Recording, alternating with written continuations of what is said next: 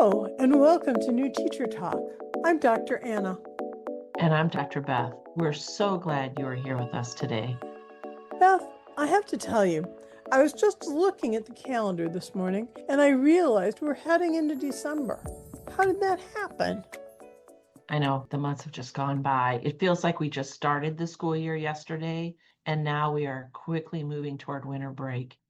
And, December is such a unique month in schools. It's exciting, chaotic, and honestly, it's just overwhelming. Absolutely. Between holiday parties, assemblies, shortened schedules, and students who are completely distracted by whatever celebration is happening in their homes, it can feel impossible to maintain any sense of normalcy. But, here's one thing. December doesn't have to derail your entire classroom or leave you completely burned out. With some intentional planning and realistic expectations, you can actually make it through this month feeling relatively sane. That's what we want to talk about today. We're going to cover four key considerations for December: managing classroom dynamics, being strategic with curriculum and instruction, taking care of yourself, and planning ahead for January. Grab your coffee, tea, or whatever's getting you through today, and let's just dive on in. Let's start with classroom management, because honestly, this is where December can feel like the wheels are coming off the bus. Oh, completely about that. You've spent months building routines, establishing expectations, and creating a sense of structure. And then December hits, and suddenly your students are walking in your door talking about what they're getting for Christmas, Hanukkah, Kwanzaa, or just winter break in general. And the schedule. The regular schedule you've carefully crafted? Forget about it. There are holiday concerts, early dismissals, field trips, classroom parties. Gingerbread math, where every student solves math problems to earn pieces to build a gingerbread character. Yeah. Exactly. So, the first thing we want to say to new teachers is this: maintaining structure is more important than ever, but that structure might look different than it did in October. Right. So, what does that actually mean? First, stick to your core routines as much as humanly possible. If you always start the day with a morning meeting or a quick warm up activity, keep doing that even on shortened days. Those predictable touch points help students feel grounded when everything else feels chaotic. They know what to expect, and that sense of familiarity can actually reduce behavior issues. Absolutely. And here's something I learned the hard way: communicate schedule changes clearly and repeatedly. Do not assume your students heard the announcement about the assembly or remembered that tomorrow is a half day. Visual schedules are your friend here. I used to write the day's schedule on the board every single morning, but in December I'd add extra detail. After lunch, we'll have 20 minutes of math, then pack up for the concert at 1:30. Oh, I really like that, Anna. And now I think we should talk about something that's really important, but sometimes gets overlooked. The fact that December can be a really hard time for some students. This is so true. While some kids are bouncing off the walls with excitement about holidays and family gatherings, others are dealing with really difficult situations. Maybe there's financial stress at home, family conflict, grief over someone who's not at the table this year, or they don't celebrate any winter holidays and feel left out. And you might not even know which students are struggling because they may not tell you. So this is where patience and grace becomes absolutely essential. If a student who's usually well behaved is suddenly acting out or shutting down, try to respond with curiosity instead of frustration. I notice you seem to be having a hard time today. Can I help with anything? That's great advice, Anna. And remember that trauma-informed practices are always important, but especially during potentially triggering times like holidays. Some of our students need extra understanding right now. The bottom line with classroom management in December is this: hold your boundaries and expectations, but lead with compassion. Your students need both structure and empathy to get through this month. Okay, let's talk about what you're really teaching in December, because this is where a lot of new teachers get stressed trying to push through the curriculum. Right. There's this pressure to stay on pace with your curriculum map or to teach all the standards before winter break. But here's some real talk. December is not the month for introducing complex new concepts. Exactly. Think of December as your review and reinforcement month.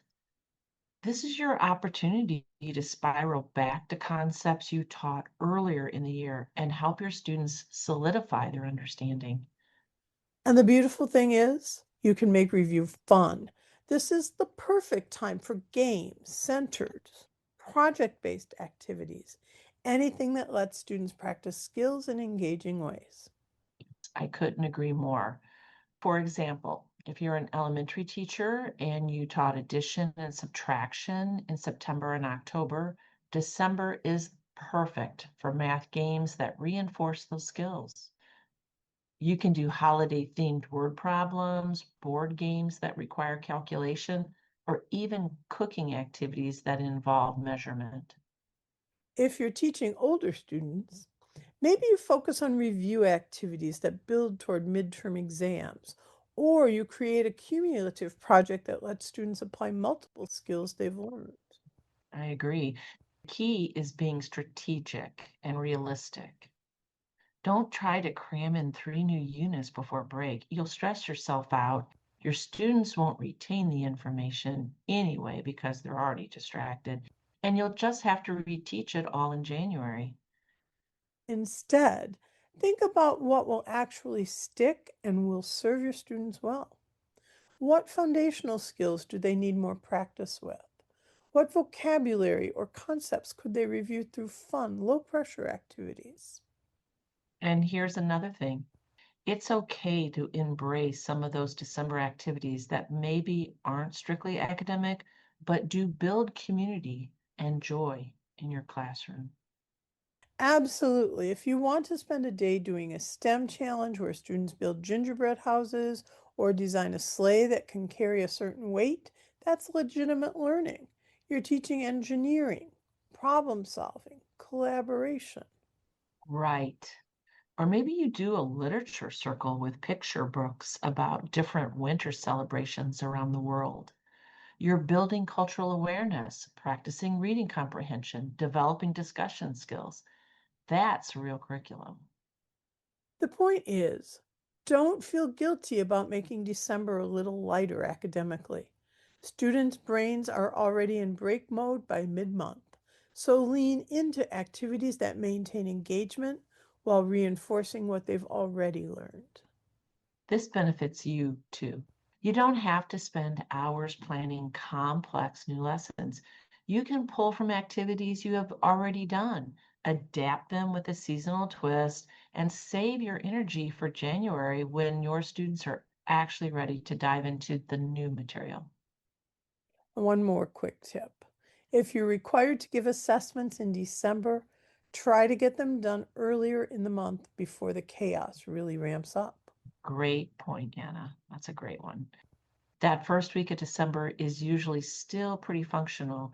So if you can assess them, you'll have much better results than trying to test students the week before break when they can barely sit still. All right, now let's talk about you.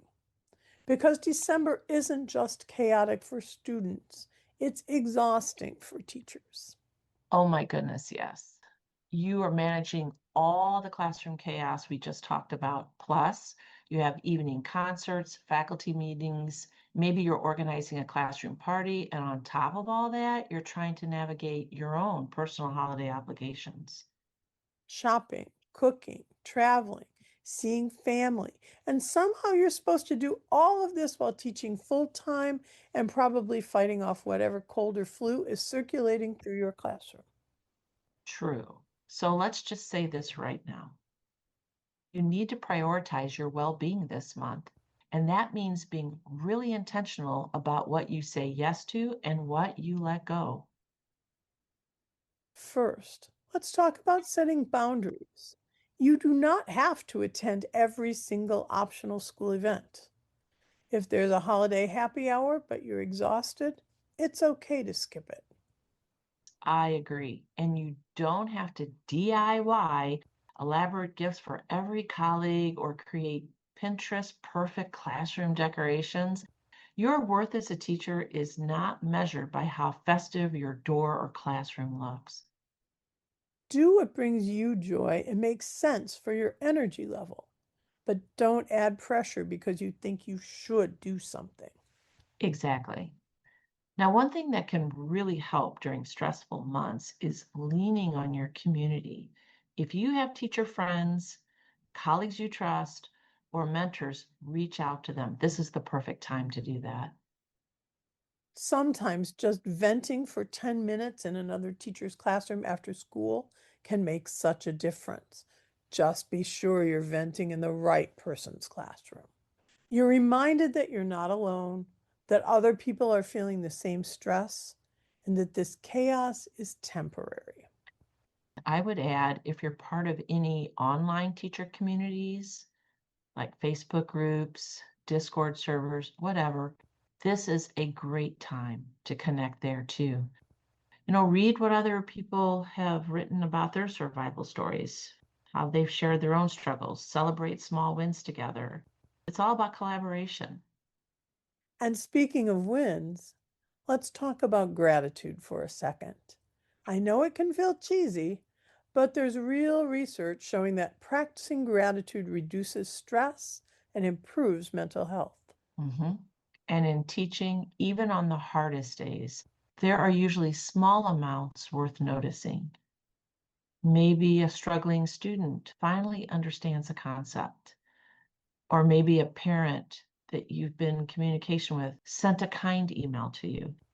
Maybe you and your students laugh together about something silly. Try ending each day by identifying one or two things that went well, even if the day overall was rough. It doesn't erase the hard parts, but it helps you maintain perspective. And here is the other piece of self care we have to mention: physical well being.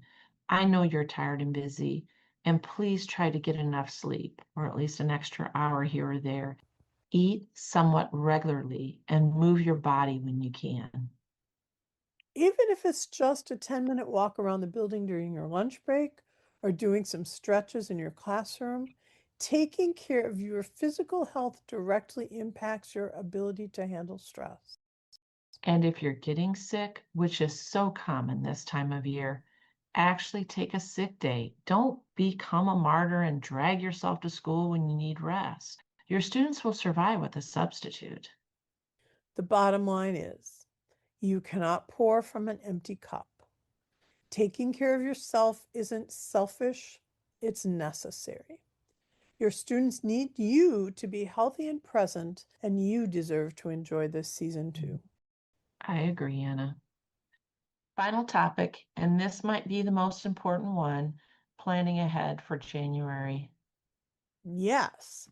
Here's the mistake a lot of new teachers make. They get to winter break, they're exhausted, and they just collapse for 2 weeks without doing any planning, which feels great in the moment. But then you come back in January completely overwhelmed because you have no idea what you're teaching. Your classroom is still a mess from December, and you're trying to reorganize everything while also managing students who forgot every routine you taught them.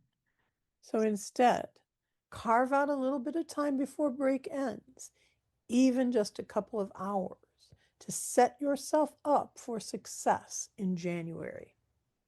And let's just break this down practically. First, before you leave for break, tidy up your classroom.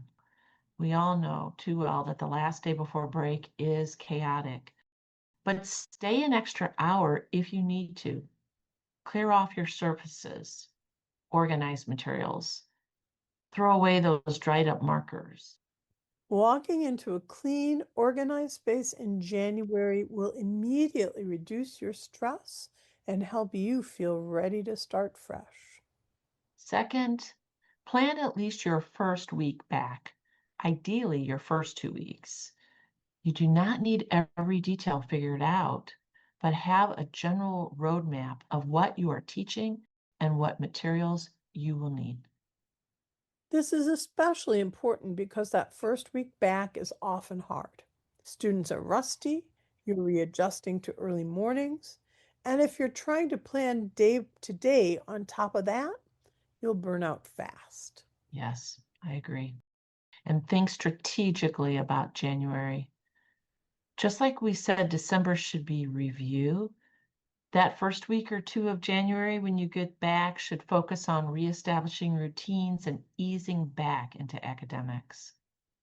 Plan activities that rebuild your classroom community, reteach your expectations, and help students shake off the rust. Don't jump straight into high stakes testing or complex new content.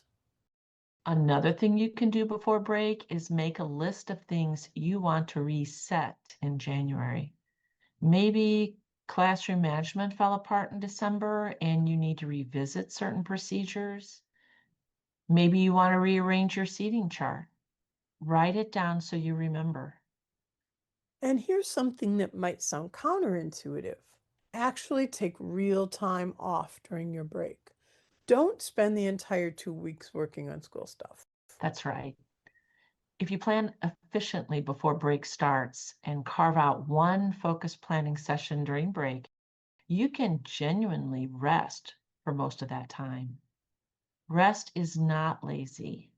Rest is how you recharge so you can be effective when you return to your classroom. You might come back to find you actually miss your students and feel excited about teaching again, which is a such better feeling than dragging yourself back to school full of dread. Exactly, Anna. I couldn't agree more. The goal with planning ahead is to give yourself the gift of less stress in January and actual rest during break. Your future self will thank you. All right, let's wrap up. Beth, what's your number one piece of advice for new teachers heading into December? Um, Lower your expectations a little and raise your compassion a lot, both for your students and yourself. December is just messy, but you are going to get through it. I love that. My advice is to remember that this is temporary. The chaos of December can feel endless when you're in it, but winter break is coming and January is a fresh start. You've got this. And if you need support, reach out to other teachers, connect with communities like ours, and always remember you are not alone. Thank you so much for listening to this episode of New Teacher Talk. If the episode was helpful, please share it with a teacher friend who might need to hear it. You can find us wherever you listen to podcasts. And we'd love to hear from you on Instagram and Blue Sky at New Teacher Talk about how you are surviving December. Take care of yourselves, educators. We'll talk to you next time.